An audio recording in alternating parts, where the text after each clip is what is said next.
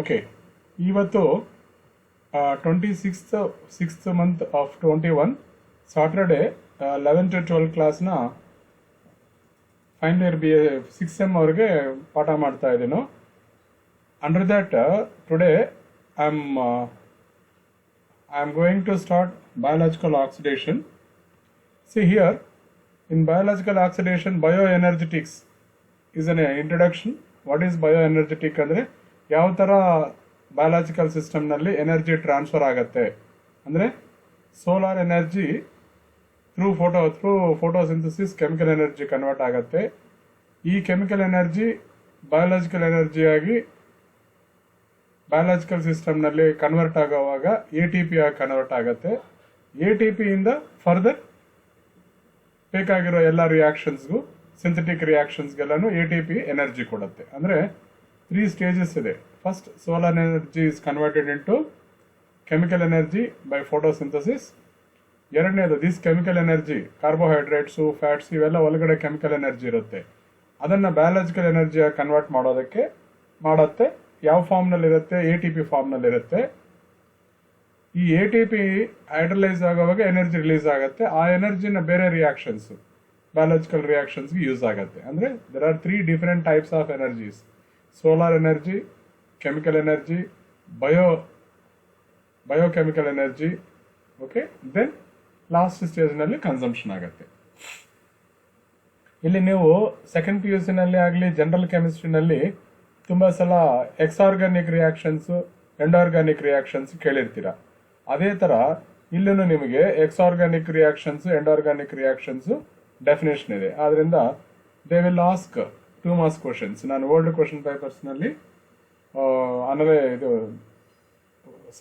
Analysis ಮಾಡಿದ ಮೇಲೆ I got some questions. ಅದರಲ್ಲಿ ಈ ಚಾಪ್ಟರ್ನಲ್ಲಿ ಫಸ್ಟ್ ಕ್ವಶನ್ನು, let us put a heading. ಒಂದು ಕ್ವಶನ್ ಬರ್ಕೊಳ್ರು, what is exergonic reaction? Prajwal sir, first question ಬರ್ಕೋಪ. What is exergonic reaction? Give example.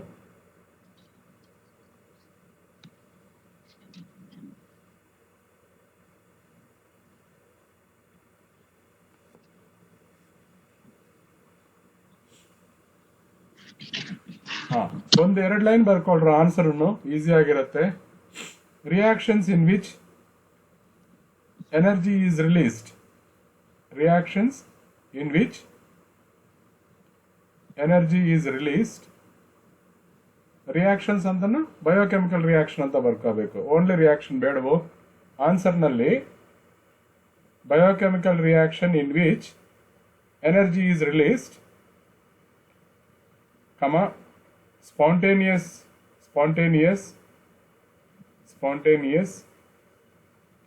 and delta G is negative.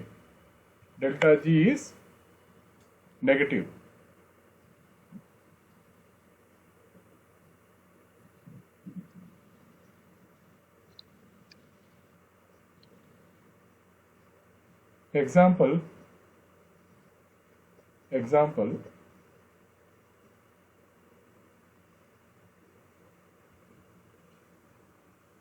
Glycolysis ಅಂತ ಬರ್ಕೊಳ್ಳಿ ಎಕ್ಸಾಂಪಲ್. ಅಥವಾ glucose oxidation of glucose example. Oxidation of glucose. ಇಷ್ಟು ಬರೆದ್ರೆ ಸಾಕ್ರೋ. ಶ್ರೀವರ್ಧನ್ sir, question ಒಂದ್ಸಲ ಓದಪ್ಪ ನೋಡೋಣ. what is exorganic reaction? Give an example. Answer ಏನ್ ಹೇಳಿದೀವಿ? Biochemical reactions in which energy is released, spontaneous and delta G is negative. Very good, ಚೆನ್ನಾಗಿ ಬರೆದಿದ್ಯಾ, very good. ಇವಾಗ ಇನ್ನೊಂದು question ಕೊಡ್ತೇನೆ, ಇದಕ್ಕೆ ಆಪೋಸಿಟ್ ನಲ್ಲಿ ಬರೆಯಬೇಕು. ಓಕೆ, ನೆಕ್ಸ್ಟ್ ಕ್ವಶನ್ ಬರ್ಕೊಳ್ಳಿ. What is endergonic reaction? ENDRO. Screen ನಲ್ಲಿ ಇದೆ ನೋಡು. ಸ್ಕ್ರೀನ್ ಶೇರ್ ಆಗ್ತಾ ಇದೆಯಾ ಆದರ್ಶ್? ಸ್ಕ್ರೀನ್ ಶೇರ್ ಆಗ್ತಾ ಇದ್ರೆ ಸ್ಕ್ರೀನ್ ನಲ್ಲಿ ಇದೆ ನೋಡಿ, ಎಂಡಾರ್ಗಾನಿಕ್, ENDERGONIC, ಎಂಡಾರ್ಗಾನಿಕ್ ರಿಯಾಕ್ಷನ್ಸ್. ಅಲ್ಲಿ biochemical reaction in which energy absorbed absorb energy absorbed comma non spontaneous and delta G is Positive. Very good.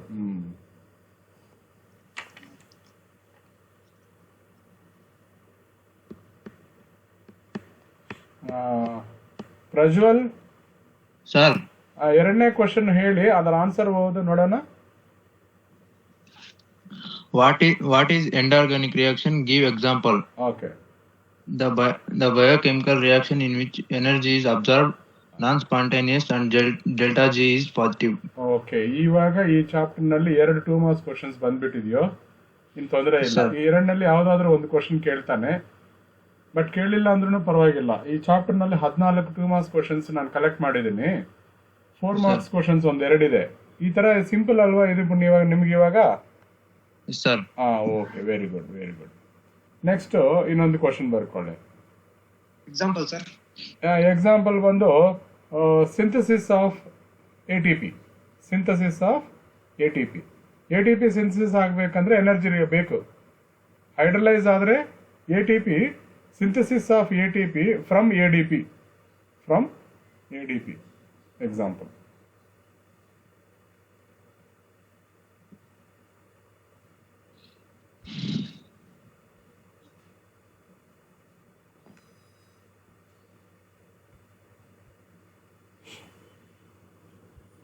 Next ಒಂದು ಕ್ವಶನ್ ಬರ್ಕೊಳ್ರು. Give the relationship between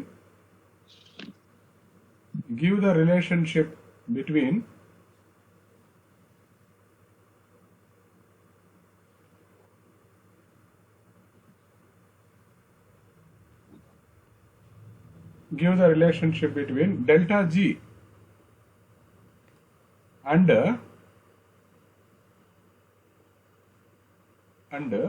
KP, capital K ಕೆಳಗಡೆ small p, ಗೊತ್ತಲ್ವಾ?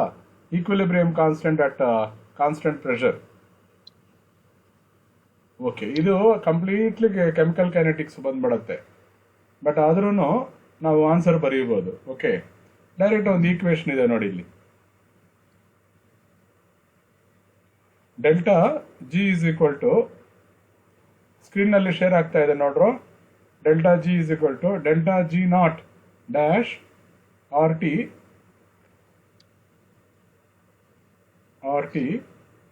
L N natural algorithm KP ಬರೀರಿ. KP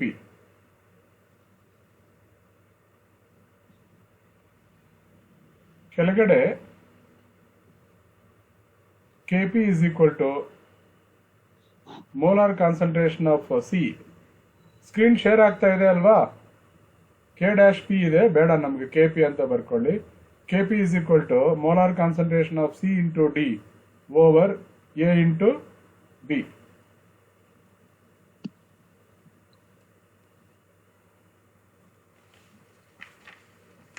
ಅದರ ಕೆಳಗಡೆ delta G is equal to change in free energy.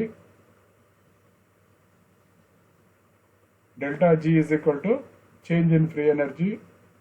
Delta G naught is equal to change in standard free energy.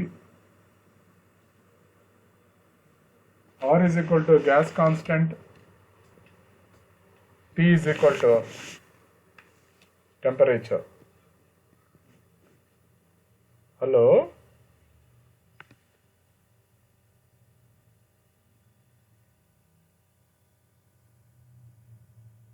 Question ನಲ್ಲಿ first question first 1 ಮಾರ್ಕ್ಗೆ you write down the structure of ATP. Structure of ATP ಅಂದರೆ adenosine triphosphate. Adenosine triphosphate notes ನಲ್ಲಿ ಸಿಗತ್ತೆ, detailed discussion ಮಾಡಿದ್ದೀನಿ.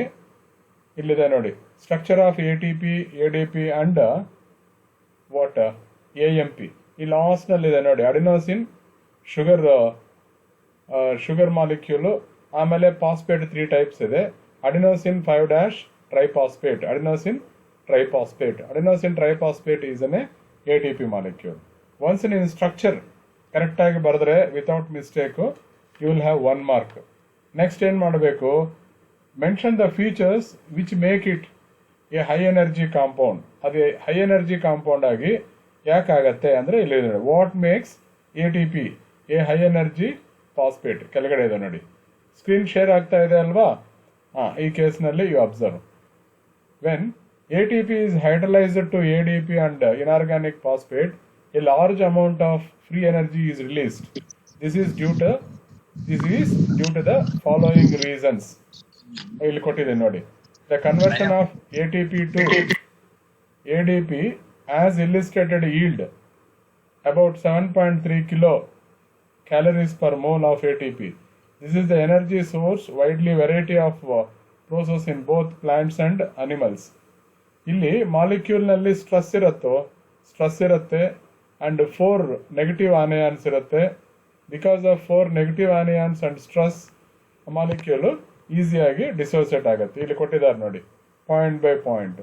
First point, ATP is unstable due to the large number of negative charges on it, which tends to repel each other, thus increasing its energy. Molecule unstable ಆಗಿರೋದಕ್ಕೆ ಕಾರಣ negative charges ಇರುತ್ತೆ. ಆ negative charges ಇರೋದ್ರಿಂದ energy ತುಂಬ ಇರುತ್ತೆ ಅದು ಒಳಗಡೆ. ಎರಡನೇ point, the phosphorus atom in ATP are electron deficient and have partially positive charge.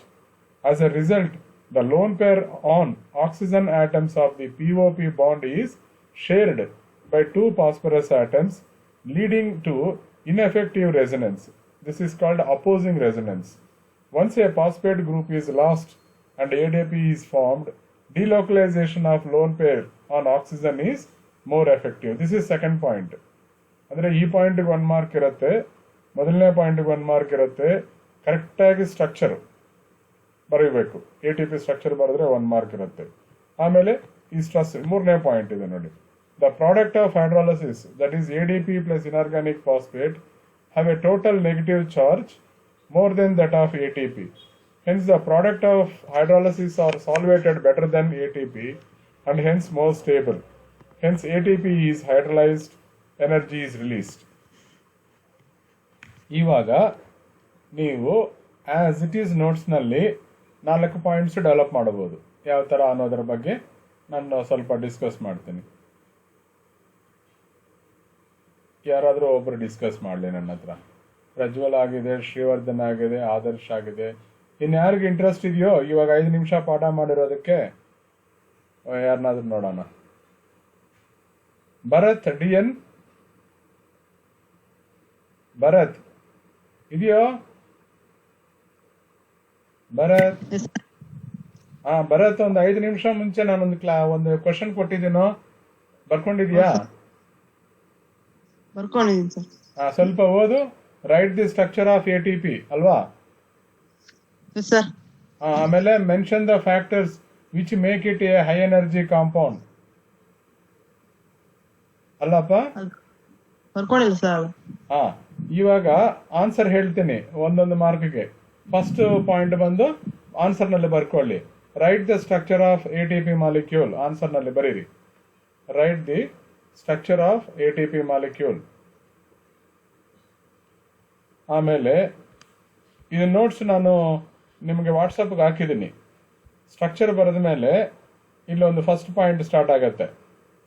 ಯಾವ ಪೇಜ್ ನಂಬರ್? ಪೇಜ್ ನಂಬರ್ 6ನಲ್ಲಿ ನಂಬರ್ 1. ಆ ಒಂದು ಪಾಯಿಂಟ್ ಬರೆದ್ರೆ ನೆಕ್ಸ್ಟ್ ನೋಟ್ಸ್ನಲ್ಲಿ ಏನು ಬರೀತೀರಾ? 1 to 3 points shown in the online notes ಅಂತ ಬರೀರಿ. 1 to 3 points given in the online notes in page number 6. Page number 6 ನಲ್ಲಿ ನಾನು 3 ಪಾಯಿಂಟ್ಸ್ ಕೊಟ್ಟಿದ್ದೀನಿ. ಆ 3 ಪಾಯಿಂಟ್ಸ್ ಎಕ್ಸ್ಪ್ಲೇನ್ ಮಾಡಿದ್ದೀನಿ. ಯಾಕೆ ATP molecule energy rich compound ಅಥವಾ ಯಾವ ಯಾವ ಫೀಚರ್ಸು ಈ ಕಾಂಪೌಂಡ್ನ ಎನರ್ಜಿ ರಿಚ್ ಆಗಿ ಮಾಡಿದೆ ಅನ್ನೋದಕ್ಕೆ explanation.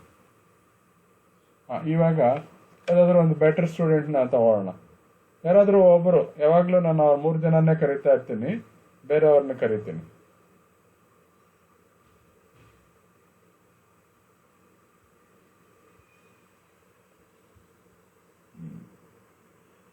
Srikanth C V.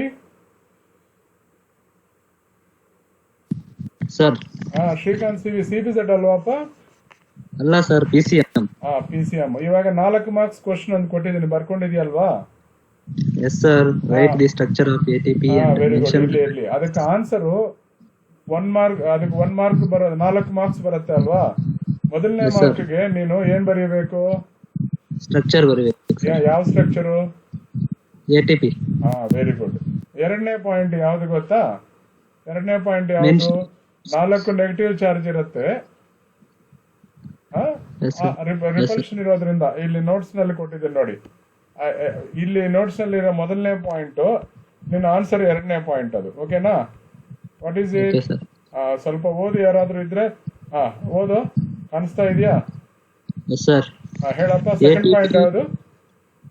ATP is unstable due to the large number of negative charges on it, which tend to repel each other, thus increasing its energy. Very good. ಇವಾಗ 4 marks ನಲ್ಲಿ 2 mark ಬಂದ್ಬಿಟ್ಟಿದೆ.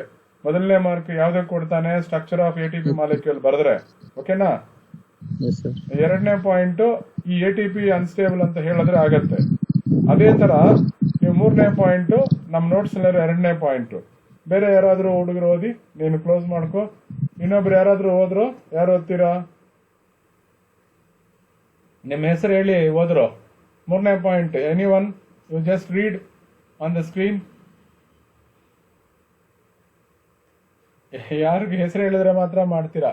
Okay, Shrivardhan. Sir. ನಿನಗೆ ಮೂರನೇ point ಕಾಣಿಸ್ತಾ ಇದೆಯಪ್ಪ notes? Sir ಕಾಣಿಸ್ತಾ ಇದೆ sir. Simple ಆಗಿ ಹೇಳಿ ಏನಾಗತ್ತೆ ಅಲ್ಲಿ? Phosphorus atoms partially positive charge ಇರುತ್ತೆ ಅಲ್ವಾ? ಇನ್ಎಫೆಕ್ಟಿವ್ ರೆಸನೆನ್ಸ್ ಇರುತ್ತೆ, that is called opposing resonance. ಆಮೇಲೆ 3 ಫಾಸ್ಫೇಟ್ ಗ್ರೂಪ್ ಇರುವಾಗ ಅಪೋಸಿಂಗ್ ರೆಸನೆನ್ಸ್ ಇರುತ್ತೆ. 2 ಫಾಸ್ಫೇಟ್ ಗ್ರೂಪ್ ಇದ್ರೆ ಸ್ವಲ್ಪ ಆಕ್ಸಿಜನ್ ಮೇಲೆ ಎಲೆಕ್ಟ್ರಾನ್ಸ್ ಮೂವ್ ಆಗತ್ತೆ ಅಲ್ವಾ? ಎರಡನೇ ಪಾಯಿಂಟ್ ಸ್ವಲ್ಪ ದೊಡ್ಡದಿದೆ, ಆದ್ರೂ ಬರೀಬೇಕು. ಕೆಳಗಡೆ ಫಿಗರ್ ಬರೀಬೇಕು. ನೆಕ್ಸ್ಟ್ ಅಲ್ಲೇ ಇರು. ಮೂರನೇ ಪಾಯಿಂಟ್ ನೋಡಿ ಏನ್ ಹೇಳುತ್ತೆ? The products of hydrolysis ATP Yeah. plus A. Yeah negative charge. ಇವಾಗ ನೀವೇನ್ ಮಾಡ್ತೀರಾ? ಮನೆಯಲ್ಲಿ ಈ 4 ಪಾಯಿಂಟ್ಸ್ 1ಕ್ಕೆ 2 ಸಲ ಬರೀರಿ. ಈ ಕ್ವಶನ್ ಗ್ಯಾರಂಟಿ ಇದೆ. ನನ್ನ ಹತ್ರ 2 ಮಾಡೆಲ್ ಪೇಪರ್ಸ್ 3 ಕ್ವಶನ್ಸ್ ಇದೆ. 3 ಕ್ವಶನ್ ಪೇಪರ್ಸ್ ಎಲ್ಲದ್ರಲ್ಲೂ ಈ ಕ್ವಶನ್ ಕಾಮನ್ ಆಗಿದೆಯೋ? ಸೇಮ್ ಕ್ವಶನ್, ಏನು ಅನುಮಾನನೇ ಇಲ್ಲ. ಓಕೆ, ಒಂದು ಐಡಿಯಾ ಬಂತಾ? 4 ಮಾರ್ಕ್ಸ್ ಕ್ವಶನ್ ಬರೋ ಮಾರ್ಗ ಏನು ಅಂತ? Is it right Vardhan? Yes, sir. Adarsh sir. ಈ 4 ಮಾರ್ಕ್ಸ್ ಕ್ವಶನ್ಗೆ 4 ಪಾಯಿಂಟ್ಸ್ ಏನ್ ಬರೀಬೇಕು? ಐಡಿಯಾ ಬಂತಲ್ವಾ? ಸರ್. ಸ್ವಲ್ಪ ಪ್ರಾಕ್ಟೀಸ್ ಮಾಡ್ರೋ. ಒಂದು ಫುಲ್ ಪೇಜ್ ಅಷ್ಟು ಬರೀಬೇಕು. ಸ್ಟ್ರಕ್ಚರ್ಸ್ 2 ಸಲ ಬರೀಬೇಕು. ಮೂರನೇ ಪಾಯಿಂಟ್ಗೂ ಸ್ಟ್ರಕ್ಚರ್ ಬರೀಬೇಕು. Phosphate structure 3 ಟ್ರೈಫಾಸ್ಫೇಟ್ದು. ಫಸ್ಟ್ ಮೊದಲನೇ ಮಾರ್ಕ್ ಬರೋದಕ್ಕೆ ATP ಸ್ಟ್ರಕ್ಚರ್ ಬರೀಬೇಕು.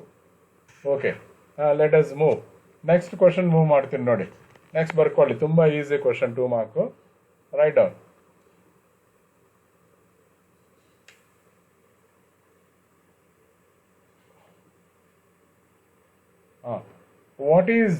What is an energy rich compound? What is an energy rich compound? Krista, give any 2 examples. ಇಲ್ಲ ಸ್ಮಾಲ್ ಕ್ವಶನ್ ನಲ್ಲಿ ಚೇಂಜ್ ಮಾಡೋಣ. What is an high energy rich compounds? High ಅನ್ನೋ word ಹಾಕೊಳ್ರ, ಅವಾಗ ಏನ್ ಹೋಗ್ಬಿಡತ್ತೆ. What is high energy compounds? What is high energy rich compounds? Sorry, high energy rich compounds. Give any 2 examples. See, some of the molecules are very high energy molecules. For example, ಇಲ್ಲಿ ಕೊಡ್ತಾ ಇದ್ದೀನಿ ನೋಡಿ, ಮುಂದಕ್ಕೆ ನಾನು notes topic ಬರುತ್ತೆ. High energy phosphates. Most of high energy compounds used in the biological system are high energy phosphates. High energy compounds are those for which delta G naught values for hydrolysis are above 6.5 kilocalories per mole. Some of the common high energy phosphates delta G naught values at 37 degrees are given below. High energy phosphates ಅಂದರೆ high energy rich compounds ಅಂದರೆ ಹೈಡ್ರಲೈಸ್ ಆದರೆ ತುಂಬ energy release ಮಾಡುತ್ತೆ ಅಷ್ಟೇ answer. Answer ಏನು ಗೊತ್ತಾ, ಬರ್ಕೊಳ್ಳಿ. High energy rich compounds are phosphate compounds which on hydrolysis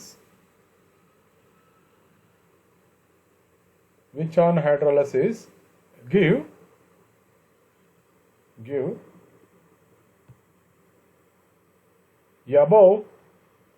above 6.5 kilocalories per mole.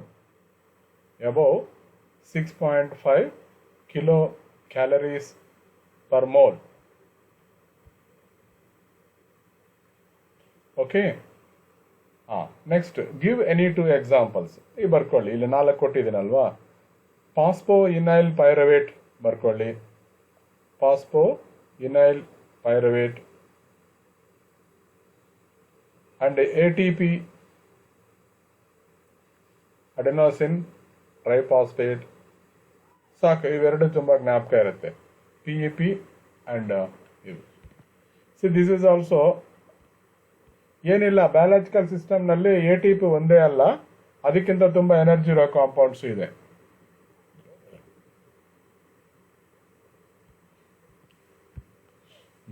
ಈ ಕ್ವಶನ್ ಯಾರಾದರೂ ಒಬ್ರು ರಿವೈಸ್ ಮಾಡ್ರು? ಹಲೋ ಆದರ್ಶ್. ಸರ್, ಕ್ವಶನ್ ಸ್ವಲ್ಪ ಓದಿ ಆನ್ಸರ್ ಹೇಳೋ, ತುಂಬಾ ಸಿಂಪಲ್ ಆಗಿದೆ. what is high energy rich compounds? Give any two examples. Very good. Answer High energy rich compounds are phosphate compounds which has hydrolysis which give on above- hydrolysis. which hydrolysis give above 6.5 kilocalorie per mole. Yeah, example. Examples: phosphoenol pyruvate, adenosine triphosphate. Very good. ಅಷ್ಟೇನೋ? ಅಷ್ಟೇ. ಇವಾಗ ಎಷ್ಟು questions ಆಯ್ತಪ್ಪ? 5 ಆಯ್ತು sir. 5. ಇನ್ನೊಂದು 6th question ಕೊಡ್ತೀನಿ. Next ಕ್ಲಾಸ್ಗೆ ಇದೇ ತರ ಕ್ವಶನ್ ವಿತ್ ಆನ್ಸರ್ಸ್ ಕೊಟ್ಬಿಟ್ಟು ಈ ಚಾಪ್ಟರ್ ಪರಿಚಯ ಮಾಡಿದ್ರೆ ಈಸಿ ಅಲ್ವೋ ಓದ್ಕೊಳ್ಳೋದು ಆದರ್ಶ್? Sir, sir. ಇವೇ ಬರುತ್ತೆ, ನೀವು ಇಷ್ಟೇ ಆನ್ಸರ್ಸ್ ಬರೆದ್ರೇನು ಸಾಕು. ಇನ್ನು ಆನ್ಸರ್ಸ್ ಏನಾದರೂ ಕ್ವಾಲಿಟಿ ಇಂಪ್ರೂವ್ ಮಾಡಬೇಕು ಅಂತ ಅನ್ಸಿದ್ರೆ ಸಾಲ್ಟ್ ಪೇಪರ್ ನಲ್ಲಿ ಸಿಗತ್ತೆ ಸೇಮ್ ಕ್ವಶನ್ ಆನ್ಸರ್ಸ್. ಓಕೆನಾ? Okay. ಇನ್ನೊಂದು ಕ್ವಶನ್ ಬರ್ಕೊಳ್ಳಿ. Mention any two examples of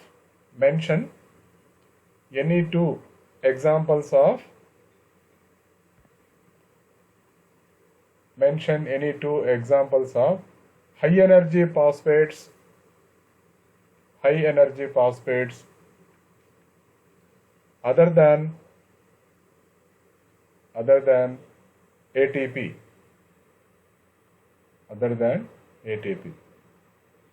bracket ನಲ್ಲಿ 2 ಮಾರ್ಕ್ಸ್ ಅಂತ ಬರ್ಕೊಳ್ಳಿ. ಪ್ರೀವಿಯಸ್ ಕ್ವಶನ್ ಯಾವುದು, what is high energy rich compounds, ಅದು 2 ಮಾರ್ಕ್ಸ್ ಏನೋ, ಅದರ ಮುಂಚೆ ಇರೋದು 4 ಮಾರ್ಕ್ಸ್. ಈ question mention any 2 examples of high energy phosphate other than ATP. Answer is very simple. ಇಲ್ಲಿ ಹೈ ಎನರ್ಜಿ ಕಾಂಪೌಂಡ್ಸ್ ನಲ್ಲಿ ಲಿಸ್ಟ್ ಆಫ್ ಕಾಂಪೌಂಡ್ಸ್ ಕೊಟ್ಟಿದ್ದಾರೆ ಈ ನೋಟ್ಸ್ ನಲ್ಲಿ. ಅದರಲ್ಲಿ ನಾವು 1-2 ಬರ್ಕೊಂಡ್ರೆ ಅದೇನು ಇದಕ್ಕಿಂತ ತುಂಬಾ ಎನರ್ಜಿ ಇರಬೇಕು, ಯಾವುದಕ್ಕಿಂತ ATP-ಗಿಂತನೂ ತುಂಬಾ ಕೊಡಬೇಕು.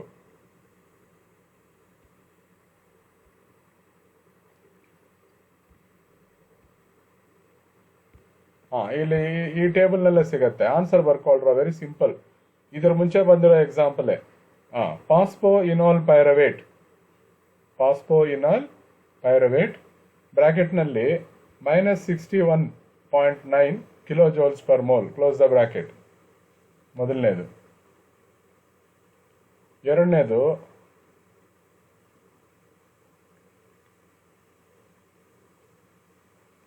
1,3 ಬೈಫಾಸ್ಫೋಗ್ಲಿಸರೇಟ್. ಬೈ ಬೇಡ, ಡೈ ಅನ್ಕೊಂಡೆ. ಡೈಫಾಸ್ಫೋಗ್ಲಿಸರೇಟ್ ಬೈಗಿಂತನೂ ಡೈ ಚೆನ್ನಾಗಿರುತ್ತೆ. 1,3 ಡೈ ಫಾಸ್ಫೋಗ್ಲಿಸರೇಟ್ ಬ್ರಾಕೆಟ್ನಲ್ಲಿ minus 49.3 kilojoules per mole.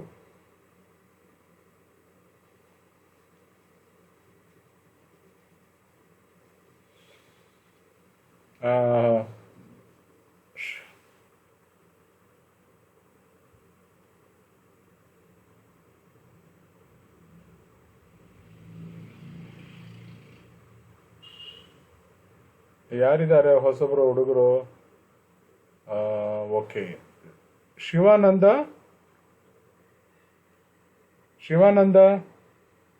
ಬಂದಿದೆಯೋ? ಸುಮ್ಮನೆ ನೀನು ಜಾಯ್ನ್ ಆಗ್ಬಿಟ್ಟು ಹೋಗ್ಬಿಟ್ಟಿದ್ಯಾ? ಶಿವಾನಂದ ಇಲ್ಲ. ನವೀನ್ ಕುಮಾರ್? Sir, ನವೀನ್, ಇವಾಗ ಲಾಸ್ಟ್ ನಲ್ಲಿ ಒಂದು ಕ್ವಶನ್ ಆನ್ಸರ್ ಹೇಳಿದಿನ, ಸ್ವಲ್ಪ ಓದೋ. question ಹೇಳ್ಬೇಕು sir. ಕ್ವಶನ್ ಹೇಳಿ first. Mention two example of high energy phosphate. Mention any 2 examples. Any ಬಿಟ್ಬಿಟ್ಟಿದ್ಯಾ? Mention any Mention any 2 examples of of high energy phosphate other than the ATP. What is the answer?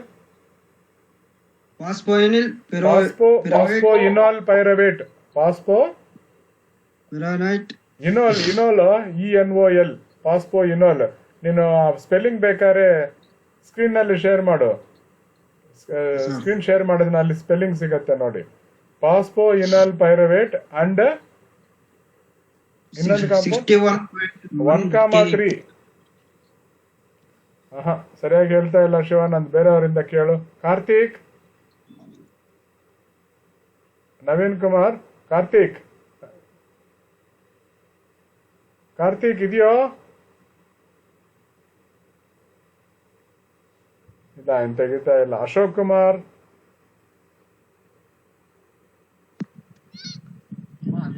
ಈ ಕ್ವಶನ್ಗೆ answer 2 molecules ಹೇಳಿದೀನಿ, ಸ್ವಲ್ಪ ಜ್ಞಾಪಕ ಮಾಡೋ Ashok Kumar. Phosphoenol pyruvate sir ಒಂದು. Very good. 1.3 di 1,3. 1,3 di phosphoglyceride. Values bracket ನಲ್ಲಿ ಬರ್ದಿದ್ಯಾ? ಇಲ್ಲ ಸರ್, ಅದು ವ್ಯಾಲ್ಯೂಸ್ ಬರ್ಕೊಂಡಿಲ್ಲ. ವ್ಯಾಲ್ಯೂಸ್ ಸ್ವಲ್ಪ ಜ್ಞಾಪಕ ಇಟ್ಕೋಬೇಕು. ಒಂದ್ಸಲ ಹೇಳ್ತೀನಿ, ಜ್ಞಾಪಕ ಇಟ್ಕೊಳ್ಳಿ, ಬರ್ಕೊಳ್ಳಿ. Yes sir. ಮೊದಲನೇದಕ್ಕೆ ಫಾಸ್ಫೋಇನಾಲ್ ಪೈರವೇಟ್. ಸ್ಕ್ರೀನ್ ಶೇರ್ ಆಗಿದ್ಯಾ? ಏನಪ್ಪ? ಹಲೋ, ಆಗಿದೆ sir. minus 61.9 kilojoules per mole phosphoenol pyruvate. ಪಕ್ಕದಲ್ಲಿ ಬ್ರಾಕೆಟ್ ನಲ್ಲಿ ಬರೀರಿ. 1,3 ಡೈಫಾಸ್ಫೋಗ್ಲಿಸರೇಟ್ಗೆ minus 49.3 kilojoules per mole. ಹುಡುಗರು ಕ್ಯಾಚ್ ಮಾಡ್ತಾ ಇಲ್ಲಪ್ಪ. ಬರೋದು 10 ಜನ ಅಂದ್ರೆ 3 ಜನನೇ. ಅದು ಶ್ರೀವರ್ಧನ್, ಪ್ರಜ್ವಲ್, ಅವನು ಸಾದರ್ಶ. ರಿಮೈನಿಂಗ್ ಸ್ಟೂಡೆಂಟ್ಸ್ ಏನಷ್ಟು ಶಾರ್ಪ್ ಆಗಿಲ್ಲ ಅನಿಸ್ತಾ ಇದೆ ನನಗೆ ಯಾಕೋ. ಓಕೆ, 1 o'clock ಆಗಿದೆ. ಒಂದು ಕೆಲಸ ಮಾಡಿ, I will summarise the today's class. Okay, ನೋಡ್ರೋ, ಇವತ್ತು ನಾನು 2 ಮಾರ್ಕ್ಸ್ ಕ್ವಶನ್ಸ್ 1, 2, 3, 4, 5 ಕ್ವಶನ್ ಕೊಟ್ಟಿದ್ದೀನಿ ಅಲ್ವಾ ಆದರ್ಶ್? Sir, 5 2 ಮಾರ್ಕ್ಸ್ ಕ್ವಶನ್ಸ್ ಇದೆಯಾ? 2 marks, 1 4. ಒಂದೇ ಒಂದು 4 ಮಾರ್ಕ್ಸ್ ಕ್ವಶನ್ ಇದೆ. Sir, ಓಕೆ, ನೆಕ್ಸ್ಟ್ ವೀಕ್ ಯಾವ್ದಾದ್ರು ಒಂದು ಕ್ಲಾಸ್ ಮೇಡಮ್ ಅವ್ರು ತಗೊಂಡ್ಬಿಟ್ಟು ಈ ಚಾಪ್ಟರ್ ಮುಗಿಸ್ಬಿಡ್ತೀನೋ. ಯಾಕಂದ್ರೆ ಇನ್ನೊಂದು 5 2 ಮಾರ್ಕ್ಸ್ ಕ್ವಶನ್ಸ್ ಇದೆ. ಇನ್ನೊಂದು ಎಸ್ಸೆ ಟೈಪ್ ಕ್ವಶನ್ ಒಂದಿದೆ 4 ಮಾರ್ಕ್ಸ್. ಅದನ್ನ ನಮ್ಮ ನೋಟ್ಸ್ ಇಂದಾನೆ ನಿಮಗೆ ನೋಟ್ಸ್ ಬರ್ಸ್ಬಿಡ್ತೀನಿ. ನೀವು ಇವಾಗ ನಾನು ಕೊಟ್ಟಿರೋದನ್ನ ಓದ್ಕೊಳ್ಳಿ ಸಾಕು ಎಕ್ಸಾಮ್ಗೆ. ಓಕೆನಾ? yes sir. Okay. ಆಯ್ತು, ನೆಕ್ಸ್ಟ್ ಫ್ರೈಡೆ ಮೀಟ್ ಮಾಡೋಣ. ಏನಾದ್ರೂ ಡೌಟ್ಸ್ ಇದ್ರೆ ಕೇಳ್ರೋ, 1-2 ನಿಮಿಷ. Anyone has any doubt regarding anything? College open sir? College open 1ನೇ ತಾರೀಕಿಂದ ಆಗ್ಬೋದು. ನೆಕ್ಸ್ಟ್ ಒಂದಂದ್ರೆ ಜುಲೈ ಫಸ್ಟ್ ವೀಕ್ ನಲ್ಲಿ. Vaccine ಹಾಕ್ಸ್ಕೊಬೇಕಂತ. ನಿನ್ನೆ ಬಂದು ಇದು ಗವರ್ಮೆಂಟ್ ಹಾಸ್ಪಿಟಲ್ ಇಂದ ಯಾವ್ದೋ ನರ್ಸ್ ಬಂದು ನಿಮ್ ಸ್ಟ್ರೆಂತ್ ತಗೊಂಡ್ ಹೋಗಿದ್ದಾರೆ. ಓಕೆ, Sir, ಕಾಲೇಜ್ನಲ್ಲೇ ವ್ಯಾಕ್ಸಿನ್ ಹಾಕ್ಬಿಡ್ತಾರಂತೆ ಈ ವೀಕ್. ಹಾಕ್ಸ್ಕೊಂಡಿವಿ ಸರ್ ಎಲ್ಲ. ಅಲ್ಲ, ಹಾಕ್ಸ್ಕೊಂಡಿರೋರು ಬಿಟ್ಟು ಯಾರು ಹಾಕ್ಸ್ಕೊಂಡಿಲ್ವೋ ಅವ್ರಿಗೆ ಕಾಲೇಜ್ನಲ್ಲೇ ಸಿಗತ್ತೆ ವ್ಯಾಕ್ಸಿನ್. Okay. ಆಮೇಲೆ ಕ್ಲಾಸ್ ಸ್ಟಾರ್ಟ್ ಆಗತ್ತೆ. ಮೋಸ್ಟ್ಲಿ ಜುಲೈ ಫಸ್ಟ್ ವೀಕ್ ಗ್ಯಾರಂಟಿನೋ. ಜುಲೈ ಫಸ್ಟ್ ವೀಕ್ ಅಂದ್ರೆ ಯಾವಾಗ ಹೇಳಿ? ಇವಾಗ 30ನೇ ತಾರೀಕು Wednesday, Thursday, Friday, Saturday. I think July 4th ಅನ್ಸತ್ತೆ ಅಲ್ವಾ, ಮಂಡೇ? Sir. ಜುಲೈ 4th 100% ಇರುತ್ತೆ ಕಾಲೇಜು. ಆಮೇಲೆ ಥಿಯರಿ ಎಕ್ಸಾಮ್ಸು ವ್ಯಾಲ್ಯೂಯೇಷನ್ ನಡೀತಾ ಇದೆ, ಇನ್ನೆಲ್ಲ ರೆಗ್ಯುಲರ್ ಆಗೋಗತ್ತೋ. ಥರ್ಡ್ ವೇವ್ ಬಂದ್ರೇನು ಫಸ್ಟ್ ವೇವ್ ಸೆಕೆಂಡ್ ವೇವ್ ಕೊಟ್ಟಿರೋ ಅಷ್ಟು ವಿಚಾರ ಐ ಥಿಂಕ್ ಥರ್ಡ್ ವೇವ್ ಕೊಡೋ